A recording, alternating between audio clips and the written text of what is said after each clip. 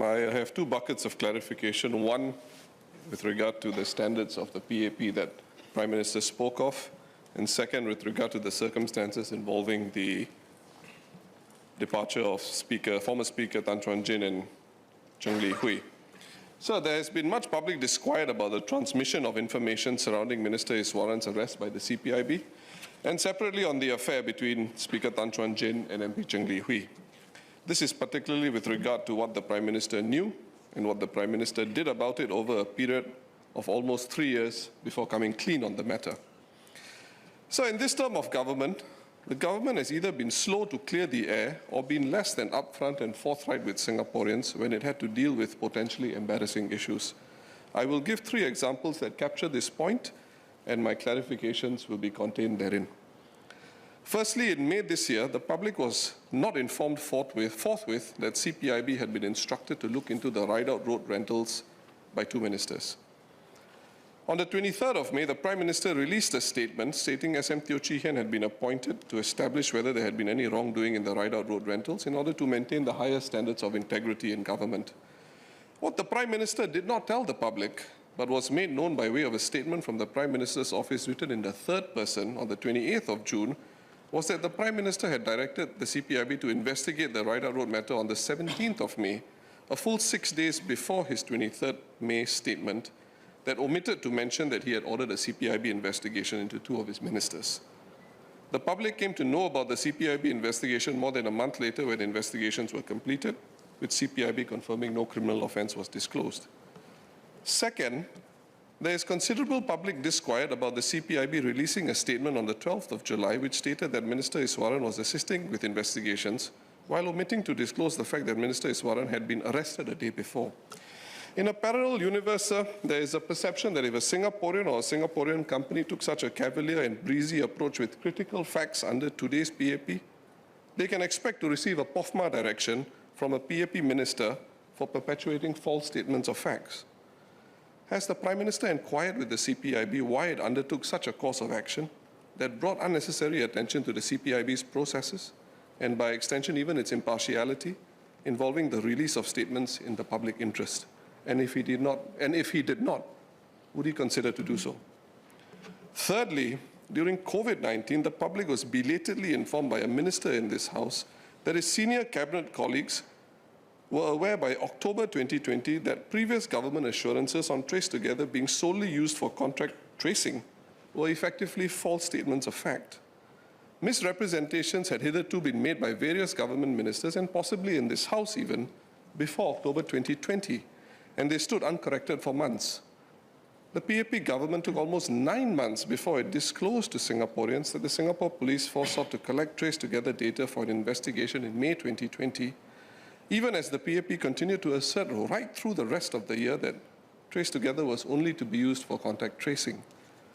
Unlike as represented by the PM, these are not events that I quote are clustered together, all coming at one go. Instead, they reveal a pattern of behavior over a period of time of the PAP engaging in half-truths on matters of significant public interest. And this behavior goes a long way to explain why there is real disquiet among Singaporeans today when the PAP invokes the memory of pioneer generation PAP leaders and talks about trust. So last month, the PM informed this House that he has to set the standards of what is ethical and what is proper, and that the PAP government does not need an ethics advisor. Can I invite the Prime Minister to reconsider his position in view of the PAP's pattern of behavior in this term of government, especially when a potentially embarrassing issue comes up? I would like to suggest to the Prime Minister, in view of the complexity of government and governance today, it would not be embarrassing for the government to consider the appointment of an ethics advisor. So my clarifications on the Cheng Li Hui and Speaker Tan Chuan-Jin matter are as follows. The Prime Minister said, in comparing the hot mic issue with the inappropriate relationship, that, I quote, "In comparison, the relationship was the more serious matter, as he was the Speaker and she was an MP and there should not be a relationship," unquote. My question is, if the Prime Minister knew of the affair in 2020, why were Speaker Tan and Cheng Li Hui allowed to be on the same standing select committee of Parliament, namely the House Committee, after GE 2020 when the Prime Minister was already aware of the affair? wouldn't their being on the same committee have resulted in more interactions between them than necessary, or given official reasons to be together? And to this end, has the Prime Minister checked, since he knew of the affair in 2020, how many foreign trips have both Speaker Tan Chuan-Jin and Cheng Liu have been on at the taxpayers' expense, and was he not aware of them? My next question. Prime Minister stated at the press conference in response to a reporter's question that, I quote, "As for comparison with Michael Palmer, I think it depends on the situation of the case. And I said you've got to look at the circumstances, spouses, the family's condition, and how you manage this as sensitively as you can and yet do your duty. And it depends on the person's response as well as the specifics. So I don't think it's possible to make direct comparisons," unquote. I note the PM's reference to such sensitivity and eminently reasonable approach to take with delicate matters. However, the PAP selectively applies these standards, expecting Singaporeans to give the PAP the full benefit of doubt when its MPs foul up, while screaming blue murder when the opposition seek to make the same point. When former WP MP Raisa Khan revealed to the WP leaders that she was a rape victim, sensitivity was not even considered by the Committee of Privileges in accounting for the delay in addressing Raisa's lies to Parliament. And the Prime Minister did not bat an eyelid in giving the leader of the opposition a sermon on Confucian ethics, morality and shame, even though at the material time he would have been aware of the affair between Speaker Tan Chuan-Jin and MP Cheng Li. Can the Prime Minister please elaborate how the Tan Chuan-Jin affair with an MP was different from the circumstances and conditions of former PAP Speaker Michael Palmer's affair with a People's Association member, which Senior Minister Teo Chee Hean then had said had to be dealt with, I quote, decisively? Finally, why was there a need for so much time to plan for the care of Marine Parade and specifically Kembangan Chai Chee residents? In other cases of resignations of PAP MPs, such as Michael Palmer, President Halima, David Ong and Senior Minister Tharman, nothing close to that length of time was required. Could the Prime Minister detail for us what exact steps were taken between February and July 2023 to arrange for the care of Marine Parade residents? If that was the crux of the issue, then even if the planning for the care of Marine Parade residents was a proper justification for Tan Chuan-Jin to remain a Marine Parade MP for 5 months, why was he not asked to step down as Speaker first and a new Speaker elected? If he had stepped down as Speaker, could he still not have continued as a Marine Parade MP until the arrangements were made? And before I round off, Mr. Speaker, just one additional question. How were Tan Chuan-Jin and Cheng Li counselled immediately after PM was informed about the affair in 2020? Did he personally counsel them? And how often did he check in on the status of the relationship thereafter? Thank you. Before I ask Prime Minister to respond, I have given Leader of the Opposition some leeway. At this stage, we should be asking clarifications and not make speeches. And I request members going forward to remember that. Prime Minister. Mr. Speaker, sir, let me deal first with the question of transmission of information. The Leader of the Opposition raises 3 issues, one of which has been extensively debated, in fact, in 2020 during COVID, and I don't need to go back there again, which is the TraceTogether and whether we should have announced earlier when we discovered that the police were using it for their purposes. I think that has been completely explained, closed. That matter is done. As for Cpib statements, the Cpib doesn't investigate somebody unless there is a very serious reason to do so.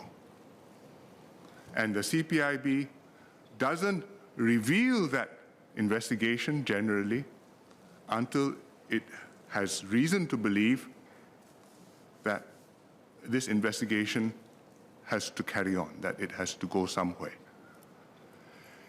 Therefore, in general, Cpib investigations are not in the first instance announced at all. If you had listened to Minister Chuan-Jin Singh, you would have heard that explained very clearly why, in general, the Cpib doesn't announce any investigations at all. And when I ask the Cpib to investigate, it's my prerogative. I don't have to tell anybody. What is important is that I did conduct an investigation, and the investigation results were published. That is what matters. In the case of the 12th July statement, the reason why the Cpib said exactly what they said, if you listen carefully to Minister Chuan-Jin Singh, that explanation has been given, which was that they had to say what they felt justified in saying at that point for operational reasons and to be fair to the persons involved, and the ministers, unless we have strong reason to do otherwise, will go along, and we will not go beyond what the Cpib needs and is able to say. So I think in terms of transmission of information, we are pursuing a red herring. We could equally well ask, for example, when did the leader of opposition know about problems in his party, and what did he do about them? But those are matters which the Workers' Party will have to decide and will have to account to Singaporeans. And the PAP, we establish our own standards and we establish our own practices.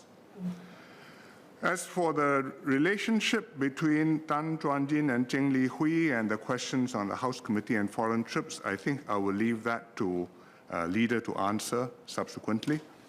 On the difference between this case and the case of Michael Palmer and the PA staff, I think there are two differences.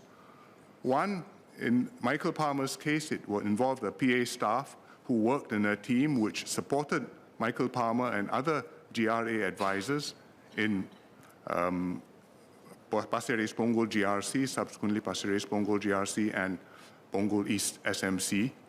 And there is a reporting relationship there. Secondly, I think the specifics of the extramarital affair matter. As I explained just now, we have to look at how the families respond, what the other circumstances are, and that differs in every case. And I do not wish to go into specifics of how the EMAs are different, but I suffice to say they were different. As for Raisa Khan, that raises many issues, and those issues have been exhaustively debated in the Committee of Privileges. The matter, further problems were recorded and reported by the Committee of Privileges, and the matter has been referred to the police for investigations. So I would leave that to the police to pursue the matter and take it where it may. As for the time why it took so long, I counseled Tan Chuan-Jin at the beginning. I saw to it that Cheng Li Hui was also counseled at the beginning. They both agreed to stop. It didn't happen. I do not wish to go beyond that and to delve into the ins and outs of how it happened, but suffice it to say, eventually it came to a break point and they didn't stop and they had to go. I could have done it sooner. I should have done it sooner. I have explained that. Marine Parade was a consideration, but all things considered, I should have moved earlier. But the important thing is we moved. And we brought it out, and we were open about it. And when I was asked, I said, yes, I knew sometime after GE20, which is November 2020. I was open about it. If I hadn't said that, nobody would know that. And therefore, we clear the matter, and I think we account to Singaporeans. Leader of the House.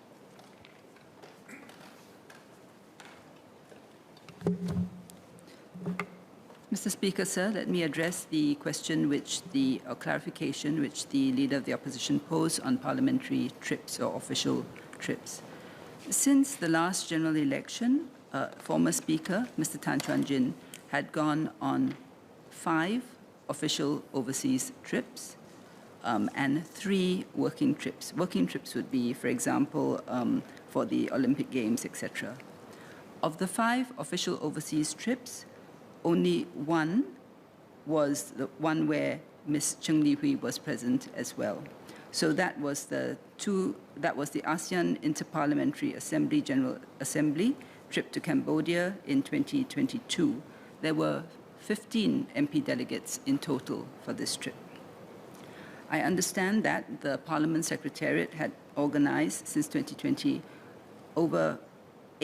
had organized 18 overseas parliamentary trips, including the IPA General Assembly one in August, the upcoming one in 2023, and 60 MPs have participated in these visits across the years since 2020. So, of the 18 visits, Ms. Cheng Li Hui only participated in one overseas trip, and that is the IPA General Assembly one held in Cambodia in 2022, and she did not attend other overseas trips, but she did not attend more overseas trips than other MPs. With regard to her selection for that trip, I understand that the name was put up by the staffing officer and approved. With respect to the House Committee, there are several standing select committees. The names for the composition of the committees are put forward in the case of the PAP representation by myself. After the last general election, I had sought Leader of the Opposition's nominations for the opposition MPs because the rules provide that for standing select committees, the proportion or the ratio of majority MPs and opposition MPs should be roughly than the proportion that they're represented in this House. Leader of the Opposition, Mr. Pritam Singh. Thank you, Speaker. Just the first point is a point of order. I respect what Speaker mentioned about not making extended speeches, but I was merely doing exactly what had transpired about 1 month ago when PAP MPs made extended speeches, specifically the Prime Minister, in the course of a ministerial statement in response to a question, I believe, from backbencher Denise Phua. So I do seek your indulgence, Speaker. I wasn't going anything beyond what was already carried out by PAP MP in the course of a ministerial statement last month. I understand what Standing Order 23 says. I understand that a debate is not to ensue in the course of, and there cannot be more than clarifications, but nothing special was undertaken by me in the course of me asking questions just now. I just want to put that on record. In terms of Prime Minister's replies, I think some of them still do not go into the details of matters that Singaporeans are actually quite concerned about, but I will address some responses which the Prime Minister gave. First, on TraceTogether, that this has been extensively debated and so forth, and not particularly so.